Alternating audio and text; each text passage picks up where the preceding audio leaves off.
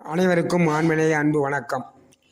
அன்பு சொந்தங்களே, இன்றைய சிந்தனையாக சனாதனம் என்றால் என்ன என்பது பற்றி சுருக்கமாக சில கருத்துக்களை பார்ப்போம்.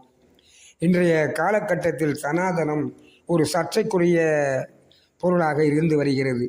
கால வேறுபாடுகளால் சனாதனத்தின் பொருளும் வேறுபட்டு நிற்கிறது.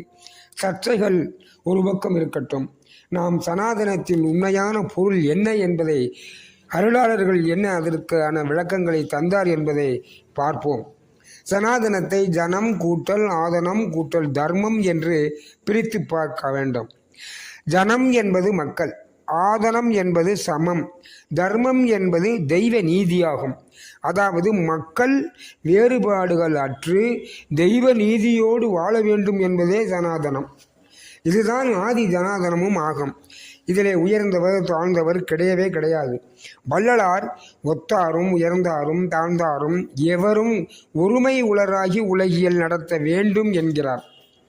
இந்த சமத்துவ உணர்வுடையவர்கள் தான் உண்மை சனாதனி ஆகும். ஆனால் இடைக்காலத்தில் ஜனாதனத்தில் கலப்படம் வந்துவிட்டது. இதனை பெருமான் சாடுகிறார். ஜாதியிலே, மதங்களிலே, சமய நெறிகளிலே, சாத்திய சந்தடியிலே, கோத்திர சண்டையிலே, ஆதியிலே அபிமானித்து அலைகின்ற உலகியலீர் என்று வெகுண்டு பேசுகிறார். எனவே சனாதனத்தில் கலப்படம் வந்துவிட்டது என்பது நன்கு புரிகிறது.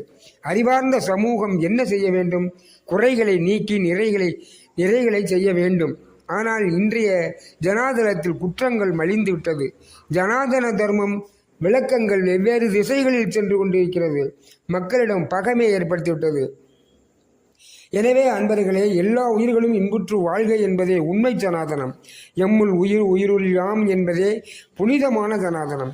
எனவே அன்பர்களே, அடியேனின் குருநாதர் குழந்தை ஐயா அவர்கள் ஒரு போதனை எனக்கு கூறினார்.